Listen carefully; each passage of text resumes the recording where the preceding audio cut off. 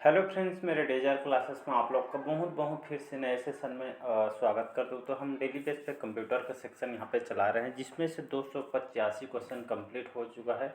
आज कंप्लीट 300 हो जाएगा। टारगेट है 500 से भी ज़्यादा हम क्वेश्चन करें, ताकि जो कंप्यूटर के जो सेक्शन है आपसे कोई भी नंबर मत छूटे। तो हम ज़्यादा से ज़्यादा यहाँ पर क्वेश्चन करेंगे। आप जितना ज़्यादा क्वेश्चन लगाए, आपका जो क्वेश्चन जो अटेम्प्ट कर पाएंगे ज़्यादा हो जाएगा। साथ ही साथ आप जो छात्रावास से दीक्षा अगर तैयारी कर रहे होंगे तो इसमें आप ज़्यादा नंबर कवर कर पाएंगे।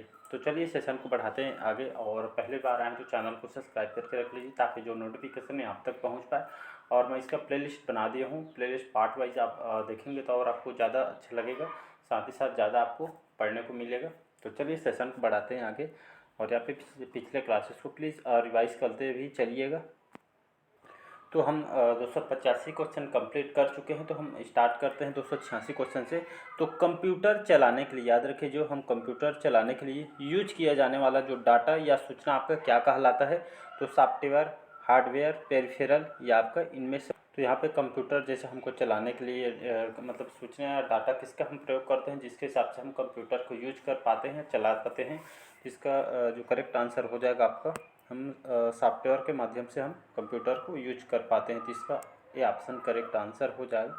तो याद रखिए, कंप्यूटर चलाने के लिए जो आपका सॉफ्टवेयर होना बहुत ही ज़रूरी है। अगला क्वेश्चन देखते हैं यहाँ पे। प्रिंट करने के लिए कौन सा मेनू सिलेक्ट किया जाता है। तो टूल्स को, फाइल को, एडिट को या इनमें से को नहीं। तो जैसे हम किसी भी चीज़ को फाइल वगैरह को जैसे हमको प्रिंट करना रहा, तो मतलब हम कौन से मेनू सेलेक्ट करेंगे, जिसके माध्यम से हम किसी भी चीज़ को हम जैसे फाइल वगैरह को हम प्रिंट कर पाएंगे। तो इनमें से कौन सा करेक्ट आंसर हो जाएगा। तो हम सबसे पहले फाइल में जाएंगे, तो फाइल के माध्यम से हम वहाँ पे सिलेक्ट करेंगे, फिर जाके मेनू सेलेक्ट करेंगे फाइल को। फिर यहाँ से हम किसी भी फाइल वगैरह को हम यहाँ पे प्रिंट करेंगे। तो इसका जो करेक्ट जो आंसर हो जाएगा, तो हम प्रिंट करने के लिए मेनू सेलेक्ट किया जाता है, इसमें हमको पहले फाइल में जाना पड़ेगा। तो इसका बी ऑप्शन याद रखिएगा। अगला क्वेश्चन देखते हैं। प्रयोक्ता दस्तावेज को जो नाम देते हैं उसे क्या कहते हैं। जो जितने भी दस्तावेज वगैरह फाइल जो रहता है उसको, दस्तावेज वगैरह रहता है, इसको हम कंप्यूटर भाषा में इसको कौन से नाम से जानते हैं। तो इसको फाइल नाम के नाम से देते हैं, रिकॉर्ड, डाटा, प्रोग्राम या इनमें से कोई नहीं। तो इसका जो करेक्ट आंसर है, तो उसको हम फाइल के नाम से जानते हैं। इसको नाम जो दिया है कंप्यूटर भाषा में, इसको फाइल नाम दिया गया है। तो इसको याद रखिएगा। तो दस्तावेज वगैरह होता है तो इसको हम क्या बोलते हैं, तो इसको हम फाइल के नाम से जानते हैं। कंप्यूटर सेक्शन कहीं से भी उठा आपका क्वेश्चन पूछ सकता है। अगला क्वेश्चन देखते हैं। कट, कॉपी और पेस्ट करने के लिए कौन सा मेनू सिलेक्ट किया जाता है। तो फाइल, स्पेशल, एडिट या आपके टूल्स को। तो इसका जो करेक्ट आंसर हो जाएगा आपका जो सी करेक्ट आंसर हो जाएगा। तो हम किसी भी कट करेंगे या कॉपी करेंगे या पेस्ट करने के लिए हम जो मेनू सिलेक्ट किए जाएंगे, तो पहले हमको इसमें एडिट के माध्यम से किसी भी चीज़ को हम कट कर सकते हैं, कहीं भी हम इसको पेस्ट कर सकते हैं। और हम इसको मेनू को सिलेक्ट करेंगे तो हम एडिट फाइल में जाएंगे, उसके हिसाब से किसी भी कट कर पाएंगे। जो टाइप किए रहेंगे उसको कॉपी, और हम कहीं भी इसको लेके जाके पेस्ट करेंगे। तो ये आपका माध्यम जो होता है एडिट। कभी कभी इसका एग्ज़ाम जो आपका जो शॉर्टकट जो जैसे आपका टाइपिंग करेंगे, तो इसके लिए जो कंट्रोल+X जैसे आपके दबाएंगे, तो किसी भी चीज़ को हम यहाँ पे एक्स में आप किसी को काटने के लिए कंट्रोल+X यूज करते हैं, और कॉपी करने के लिए कंट्रोल+C का उपयोग करते हैं। तो ये आपके एग्जाम में आए हुए क्वेश्चन है, तो इसको याद रखिएगा। अगला क्वेश्चन देखते हैं। रिलेटेड फाइलों के कलेक्शन को क्या कहा जाता है। एक दूसरे से जुड़ा हुआ रहता है। ये आपका फाइल कलेक्शन को क्या कहा जाता है। डाटाबेस, कैरेक्टर, रिकॉर्ड, ये आपका फील्ड कहलाता है। तो इसका जो करेक्ट आंसर हो जाएगा, तो ये आपका डाटाबेस या डाटा के नाम से इसको जाना जाता है। जो आप रिलेटेड जो फाइल वाला जो कलेक्शन जो रहता है, फाइल जो आप बना के रखते हैं डॉक्यूमेंट वगैरह, तो इसको हम डाटाबेस कहते हैं या डाटा के नाम से इसको हम जानते हैं कंप्यूटर भाषा में। तो इसका ए ऑप्शन करेक्ट आंसर हो जाएगा। अगला क्वेश्चन देखते हैं। विद्यमान में डॉक्यूमेंट को परिवर्तित करना या डॉक्यूमेंट की आपके क्या कहलाता है। कहने का मतलब है, आसान भाषा में समझाऊँ, मतलब ये आपका किसी जैसे आप फाइल बनाए हैं, तो उसमें कुछ आपको करना रहता है। जैसे आप मान लो जैसे कुछ मार्कशीट वगैरह आप बना रहे हैं, एक्सेल वगैरह में कुछ चार्ट वगैरह बना रहे हैं, तो उसमें जैसे आपको कुछ करना रहता है, तो इससे वही बोला गया है इसमें जो परिवर्तित करने के लिए कौन से डॉक्यूमेंट आपका कहलाता है। डॉक्यूमेंट की आपका क्या कहलाता है, तो आपका एडिटिंग कहलाता है, क्रिएटिंग कहलाता है, मॉडिफाइंग कहलाता है, या इनमें से कोई नहीं। इसका जो करेक्ट जो आंसर हो जाएगा आपका ए ऑप्शन करेक्ट आंसर हो जाएगा।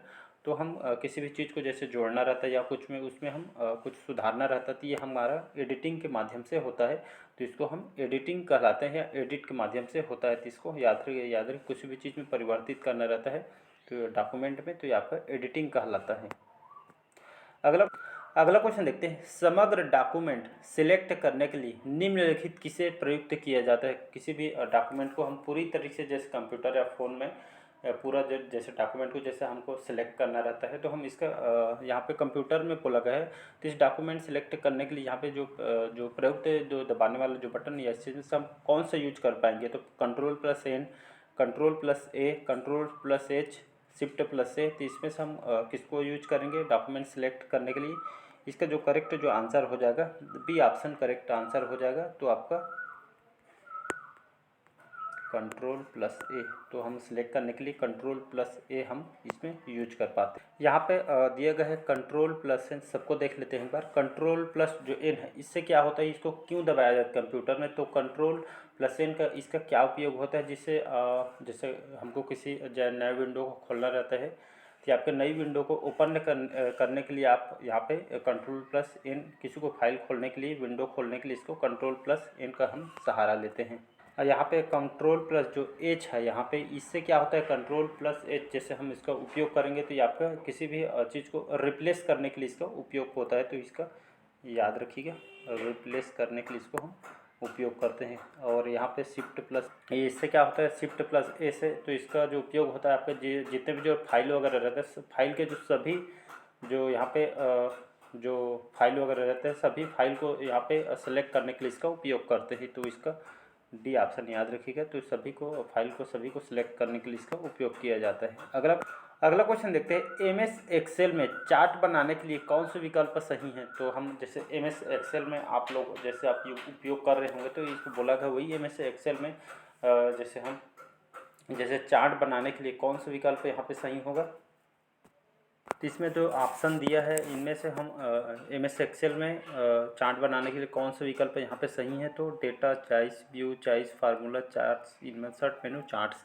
तो इसका जो करेक्ट आंसर हो जाएगा डी ऑप्शन करेक्ट आंसर हो जाएगा। तो एक्सेल में जैसे कुछ हमको चार्ट वगैरह ऐसे बनाना रहता है, तो पहले हम इंसर्ट मेनू में जाएंगे, उसके बाद हम चार्ट्स में जाएंगे ऐसे बढ़ के, तो इंसर्ट मेनू फिर चार्ट्स में जाएंगे, तो हम चार्ट बनाने के लिए इसका उपयोग करेंगे। डी ऑप्शन करेक्ट आंसर हो जाए। कोई अगर आप यूज कर रहे होंगे तो आपको अच्छे से इसका नॉलेज होगा, तो इसका D option correct answer.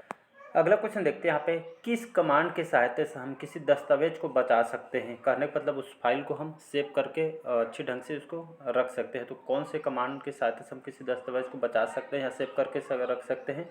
Ctrl+A, B है Ctrl+X, Shift+F, Ctrl+S। तो इसका जो करेक्ट आंसर हो जाएगा आपका 294 का जो करेक्ट आंसर हो जाएगा Ctrl+S। तो ये आपके किसी भी इस कमांड की सहायता से हम किसी भी दस्तावेज या जो फाइल वगैरह हम इसको सेव करके रख सकते हैं।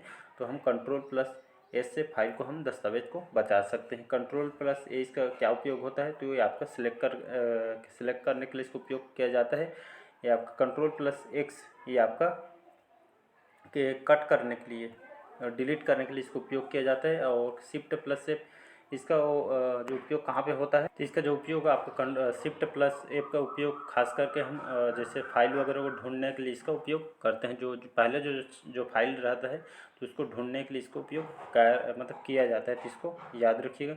उसी तरह कुछ मैं यहाँ पे Ctrl+ जैसे N इसका उपयोग कहाँ पे जैसे नया टैब वगैरह खोलने के लिए से यहाँ पे शॉर्टकट हम यहाँ पे दबाते हैं। और यहाँ पे Ctrl+ जैसे ओ मतलब फाइल डायलॉग खोलने के लिए इसका उपयोग करते हैं। और यहाँ Ctrl+D जो होता है आपके इसको लाइन मिटाना रहता है, तो हम इसका उपयोग करते हैं। तो इसी तरह के बहुत सारे जो आपके एग्जाम में आते हैं, तो इसको याद रखिएगा। इस जो दस्तावेज को बचा सकते हैं Ctrl+S, मतलब इसका डी ऑप्शन करेक्ट आंसर हो जाएगा, याद रखिएगा। अगला क्वेश्चन देखते हैं। जब संसाधन में डॉक्यूमेंट के भीतर टेक्स्ट को एक स्थान से दूसरे स्थान पर ले जाने को, ये जो फाइल होता है, एक स्थान से जो टेक्स्ट को एक स्थान से दूसरे स्थान से ले जाने को क्या कहा जाता है या क्या कहते हैं? तो आपका clip art, block operation, cut एवं पेस्ट कहलाता है, सर्च और रिप्लेस कहलाता है। तो 295 का जो करेक्ट आंसर यहाँ पे सी ऑप्शन करेक्ट आंसर हो जाएगा। कहने का मतलब है जो डॉक्यूमेंट के भीतर जैसे आप पहले कुछ लिखा हुआ है, मतलब इसको लिखा हुआ है और इसको आपको दूसरे फाइल में जैसे रखना है, तो इसको हम पहले इसको कॉपी करेंगे, फिर जहाँ पे हमको जैसे रखना है दूसरे फाइल में जाके इसको हम यहाँ पे पेस्ट कर देंगे। तो यही बोला गया है। तो ये आपका क्या कहलाता है? तो कट पेस्ट कहलाता है। जैसे हमको काटना रहे तो कट कर देंगे, कहीं पे लेके जाके सेव करना रहे तो हम वहाँ पे पेस्ट कर देंगे। तो आपका यही कट पेस्ट कहलाता है। अगला क्वेश्चन देखते हैं, स्प्रेडशीट में डाटा कैसे ऑर्गेनाइज किया जाता है या ऑर्गेनाइज होता है? तो स्प्रेडशीट में कैसे ऑर्गेनाइज होता है? तो आपके रोम या आपका, तो स्प्रेडशीट में जो डाटा कैसे ऑर्गेनाइज और इसके ऑर्गेनाइज कैसा होता है? तो रोस एंड कॉलम्स के माध्यम से, लाइन्स एंड स्पेस के माध्यम से, हाइट एंड विड्थ के माध्यम से, या इनमें से कोई नहीं। तो इसका जो करेक्ट आंसर हो जाएगा ये आपका रोस एंड कॉलम्स के द्वारा इसका ऑर्गेनाइज होता है। ये आपका यहाँ पे स्प्रेडशीट क्या होता है? ये स्प्रेडशीट क्या होता है? स्प्रेडशीट जो है आपके एक तरह का फाइल है, जैसे कुछ हम बना रहे रहते हैं, ये आपके डॉक्यूमेंट जैसे बनाए रहते हैं। तो स्प्रेड ऐसे करके इसमें बहुत सारे वर्ड इसमें लिखा रहता है, तो एक तरह का डॉक्यूमेंट है। तो इसमें आपका रोस कॉलम वगैरह इसमें होता है। तो इसको यही आपका रोस और आपके कॉलम्स इसमें इसके माध्यम से आकर इसको ऑर्गेनाइज या इसको बना सकते हैं।